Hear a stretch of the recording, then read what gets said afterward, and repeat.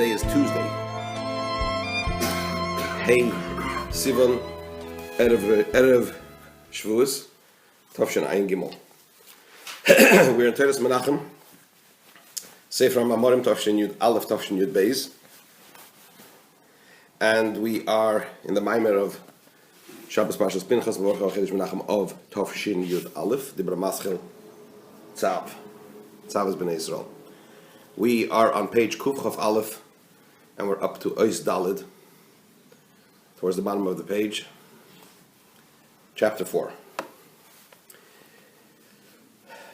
We're discussing here the concept of karbonos, sacrificial offerings, and what is so special about them in that they represent, to such an extent that they represent the central component of Avodas Hashem, man's service to Hashem.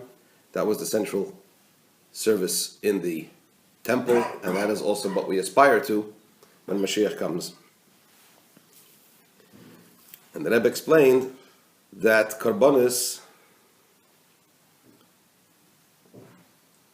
sacrificial offerings, represents the idea of making a dwelling place for Hashem's very essence in the lowest aspects of the physical domain, of physicality. Rosa de Kurbana Ela al Rosa de Insof, the secret of the Korban reaches up to the secret of God's infinity, God's infiniteness, the essence of Hashem, and it draws it down to the very lowest levels. That is so central about karbonos. Now we learned also that when Hashem placed Adam and Chava, man, into the Garden of Eden, the avodah, the method in which he would serve Hashem there, had he remained there, would be also through bringing sacrificial offerings. So the question now is there a difference between the avodas of karbonos, serving Hashem through offering karbonos, as it would have been in Gan Eden, relative to, in the Garden of Eden, relative to the karbonos, the sacrificial offerings that were brought in the temple, and also the sacrificial offerings that will be brought when Mashiach comes, when the third temple will be rebuilt. So the Rebbe says, indeed, there is a difference between the three. Each one is in a bracket of its own. And this is what we're going into now. The difference between the different types of sacrificial, or the differences between the sacrificial offerings in each of these periods and what they accomplish. But we seem to have reverted to the level of korban that Adam and Chava were instructed to bring in terms of, were they instructed to bring a physical korban? I mean, we don't. That's the implication. Yeah. It would. I mean, they weren't there long enough, because before they had a chance to do anything, they were banished from the Garden of Eden because of eating from the tree of knowledge. But Vayanechei began Eden l'avdo l'shamra, as we learned. What was l'shamra? L'shamra means to guard the Gan Eden, and concerning Korban Tamid, it says tishmiru lahakrivli. So that's a reference to bringing sacrificial offerings. That would have been the avodah. It didn't pan out at the end of the day because they didn't stay there long enough. But there are three periods in which karbonos would have been offered, or were three periods to which karbonos are associated: Gan Eden, during the temple times, and when Mashiach will come. So here we're going to discuss these three time periods and karbonos within the context of those time periods. V'hinei, chapter 4, page Kuf Chaf Aleph at the bottom. Ba'avodas karbonos gufa, within, now that we've established that serving Hashem through sacrificial offerings represents the drawing down of the very essence of Hashem to the very lowest aspects of the physical realm, and that is why sacrificial offerings is such a central theme within the service of Hashem. In this service of Hashem, through offering karbonos on the altar on the Mizbeach, in that itself, yesh ma'ili yesera ba'efan ha'avodah shehoisa b'tchilas habriya b'Gan Eden. There is a qualitative advantage in the way of serving Hashem with this concept of bringing karbonos, as it was in the beginning of creation in the Garden of Eden. The Inain is bar the ill because we explained earlier Shegan Eden hu ruchnius shebagashmis sheba'ilam. We explained earlier that the terrestrial Gan Eden, where Hashem placed Adam and Chava, the Garden of Eden, where Hashem placed man and woman in the beginning of creation, at the outset of creation, is the spirituality within the physicality of the world. In other words, it is the purest place in the physical world. This means that whilst it is within the confines of the physical world, it represents the spirit, the spiritual of the physical, the purest and most spiritual place, if you will, in the physical world, where ruchnius, the spirituality, is far more present and prevalent than in other places. And the Rebbe spells it out. To what does it mean? What does it exclude? Visham loy hoya metzias araklal. Evil, bad, didn't exist there at all. And in the brackets the Rebbe adds shara hoya mechutz to Gan Eden, because the concept of rav, evil, of bad, existed only outside of Gan Eden, only outside of the Garden of Eden. That physical place. I'll give you an example for it. For example, a dugma is, we know that there are, the Mishnah says that there are 10 levels of holiness in the world, right? There are certain places in the world that are holy. Take, for example, Temple Mount. Temple Mount is holy. Take the Beis Hamikdash, that was holier. The Kodesh HaKadoshim was even holier. So you have certain places within the world that, although they're within the physical world, but they are of a different spiritual order. There is a connection to something godly and spiritual in that place, and therefore there are certain restrictions.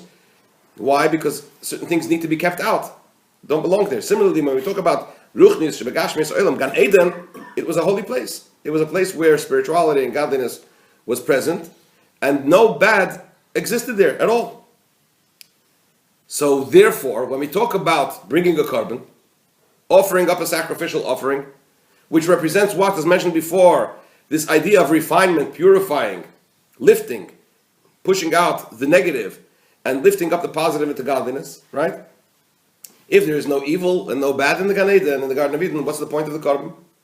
When we say, moving from this is understood, that the serving Hashem through bringing sacrificial offerings in the Garden of Eden was not connected to the idea of refining the good from the bad, because bad did not exist there. So what was it? The whole concept of the Karbanis was drawing down godliness into the world. As mentioned before, it's the idea of drawing down the very essence of Hashem. There are two components to Karban. One of them is to draw down godliness into the world. So the Karban, the idea of bringing Karbanis in Gan Eden, was confined to the concept of drawing down godliness into the world. Similar to that which existed in the times of King Solomon, the Chsiv Bey, concerning whom it says, "Who yihiyeh ish menucha," he will be a man of contentment, of rest, of contentment, as opposed to King David. Hashem says to David, King David, you cannot build the temple because your hands are full of blood. You waged war, even though it was by instructions of Hashem, but you're a man of war, and my house is a house of peace and of calmness and of tranquility. Therefore, you can't build a temple. Your son, Shlomo, King Solomon, who will be a man of tranquility, of peace, of contentment. Why? Because in the times of Shlomo, that was the King Solomon, that was the best period of peace and harmony that existed in our history. There were no wars, right? So he is fit to build the temple. What does that mean in the spiritual sense? What's the idea of waging war in the spiritual sense? Waging war in the spiritual sense means engaging negative influences, engaging negative aspects. What does peace mean? Peace means focusing on what? Drawing down godliness into the world, and whatever needs to be refined is refined automatically. There's no war. You don't have to engage, you don't have to fight with the negative aspects. They automatically are lifted up into godliness because of the tremendous presence of the revelations of godliness that come about. So therefore, similar to the way it says concerning Shlomo, that he was a man of peace, of tranquility, which means, as is explained in Chassidus, that this idea of refinement, which is the central theme of our Avodas Hashem, serving Hashem, refining and lifting. By him, because in the period of King Solomon, all these things took place automatically because of the tremendous presence of godliness that he drew down. The same as in the Garden of Eden. Correct. That is the comparison. So therefore, what was the idea of bringing these sacrificial offerings in the Garden of Eden? Drawing down godliness into the world. To the exclusion of what? Refining the bad, because there was no bad. However, what happened after the sin of man's sin, when he sinned and he ate from the tree of knowledge? Ksiv, what does it say in the verse? Vayigorish Sodom. God banished man. What does that mean? He banished him. Shenidoin begerushin. He was judged with banishment. It's like we know that in the Torah there is something called golus. Like when somebody kills another person unwittingly, he's sent away into golus. Right? Similarly, when Hashem chased Adam out of Gan Eden, he what was the punishment? Banishment. Exile. He exiled him from the Garden of Eden. Yes? It's funny that you said there's no evil in the Garden of Eden, but yet the snake was there to tempt Eve. So there was evil. Good question.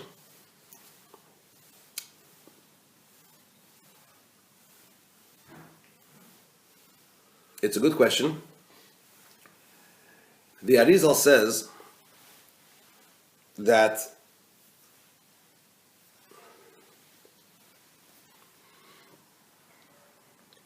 well,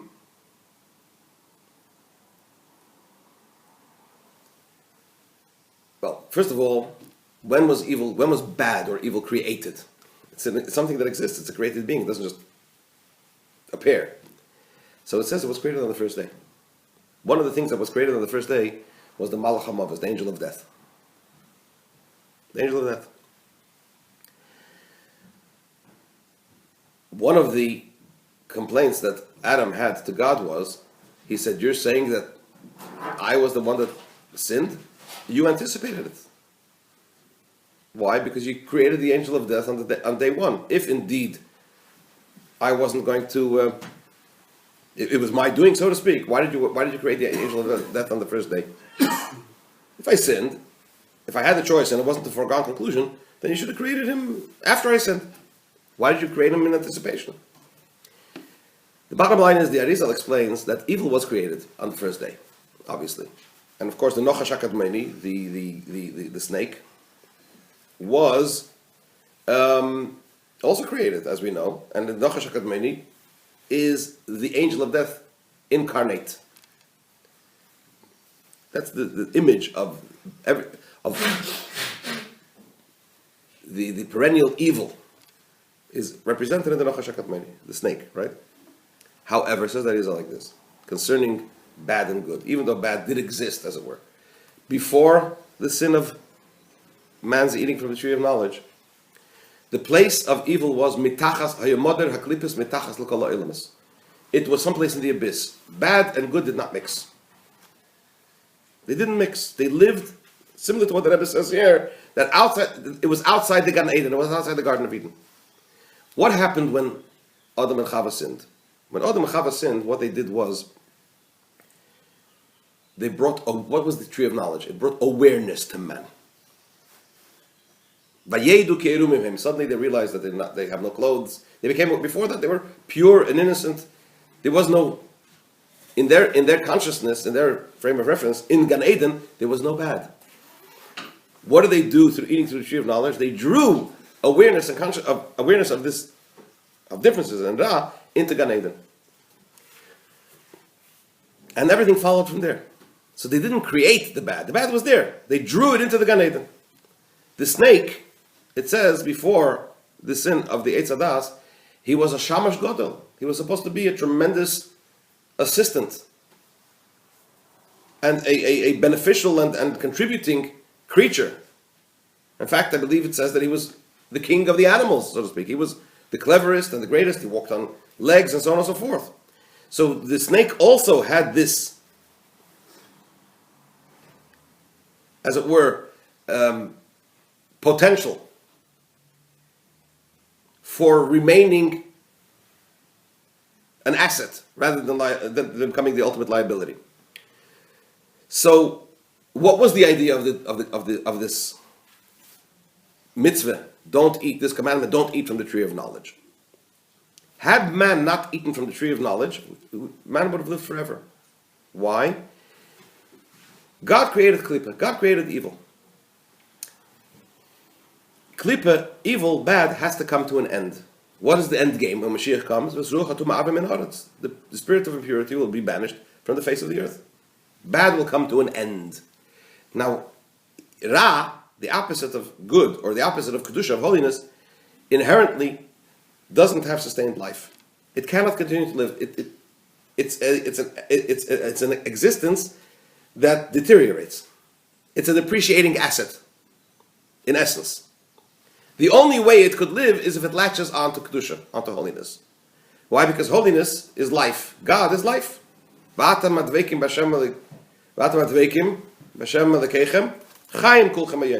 you're connected to God, we live. Godliness, life, Kedusha. Godliness, Kedusha is life. When man ate from the tree of knowledge, what he did was, he brought bad into Gan Eden. In other words, Klippa, Ra, now latched on to Kedusha, and had man lived forever as plan A, then evil would also have lived on forever. So therefore, death was a necessary step. More than a punishment, it was a consequence of this action. Because now that man dies, therefore Klippa also dies. Since life ends, Klippa ends. Right? So in other words, the idea of the Nachash HaKadmoni, the snake, coming to Adam and Eve and saying, eat from the tree of knowledge, was in order for Adam and Chava not to eat from the tree of knowledge, so that plan A could be carried out, and that bad could remain where it is. So there was a test. Could evil and bad enter into the Garden of Eden? And it was tested, and the answer, if had it been that way, was no, and therefore plan A carries on, v'chayla olam, and evil slowly comes to its end. Dissipates, it comes to an end. It failed, because God gave man free choice, right?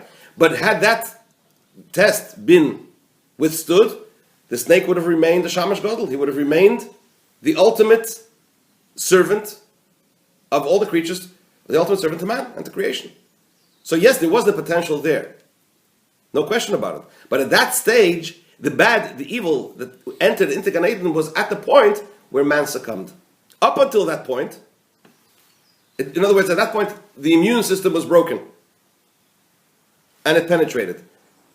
But up until that point, and had he carried it through, the Nachash HaKadmoni had his function to test man. Right? And if he would have withstood, man would have withstood that test, he would have remained in his original mission to be this tremendous servant and asset to creation. Man would have remained that way, good would have prevailed, and plan A would have been carried out. Man failed because of free choice, and therefore the snake became the serpent and became this representative of the ultimate evil, etc., etc., etc. Now, what happened, going back to the Maimer, what happened after man ate from the Eitz HaDa'as? He was banished. Why was he banished? God got angry and threw him out of Garden of Eden. So the Rebbe explains no.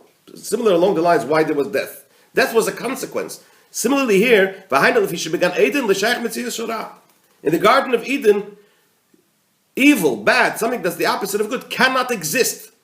So therefore, once man ate from the tree of knowledge, Gan Eden didn't tolerate him. It was like much like an organ that's transplanted that the body rejects. Gan Eden couldn't tolerate man in a state of sin. Because evil does not exist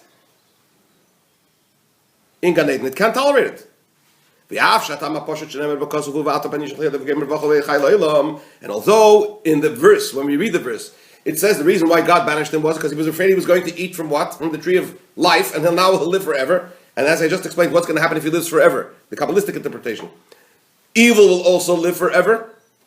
So God had, so to speak, no choice but to make sure he does not get to the tree of life. So why are we saying here that he was ejected from Gan Eden, not so much as ejected, but rejected by Gan Eden, because of the fact that he was the antithesis to what Gan Eden represented after he had sinned?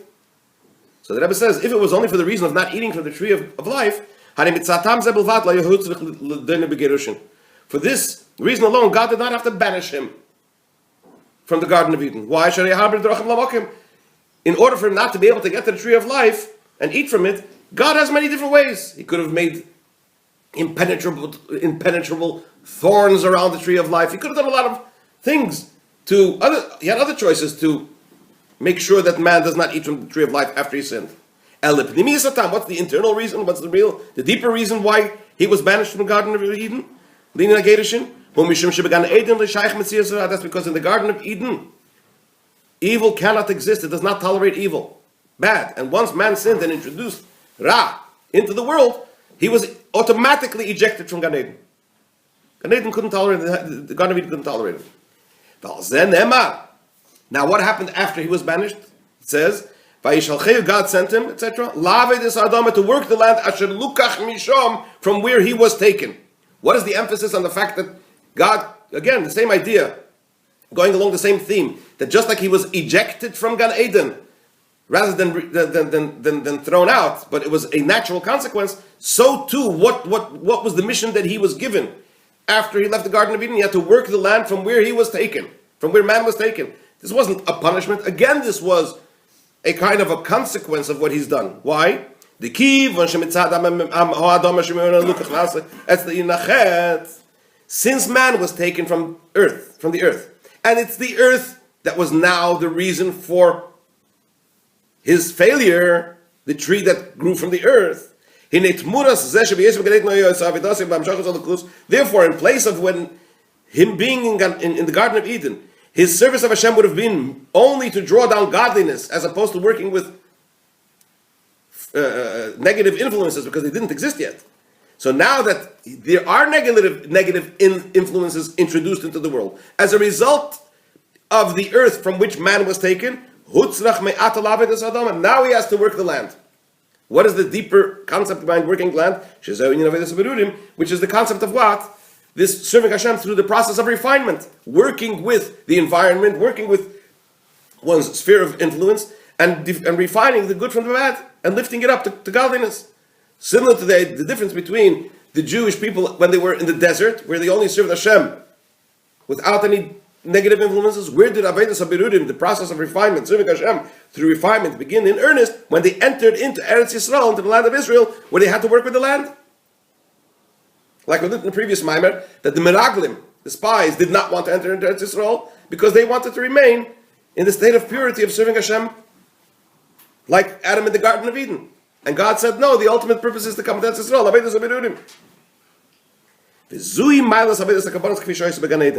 This is the special quality that serving Hashem through bringing sacrificial offerings in Gan Eden has over and above the sacrificial offerings that we brought when the temple stood. The concept of the sacrificial offerings in Gan Eden was drawing down godliness, without occupying yourself with the negative and with the bad at all. And so too it will also be concerning the sacrificial offerings when Mashiach will come. The key, since when Mashiach will come, God will remove the spirit of impurity from the face of the earth. So again, we will not need to bring sacrificial offerings for the purpose of refinement. Why? Because bad and evil will not exist any longer. What's going to be the point of bringing sacrificial offerings then, drawing on godliness into the world, just as it was in Gan Eden, in the Garden of Eden, in the beginning of creation? If that's the case, what's special about bringing sacrificial offerings in the temple? So the Rebbe will explain when Mashiach will come. So the Rebbe will explain that there is a milah, there is a special quality possessed in bringing sacrificial offerings when Mashiach will come, over and above bringing sacrificial offerings as they would have been in the Garden of Eden, and more of that in Mr. Shem after Yom Tov, after Shavuos.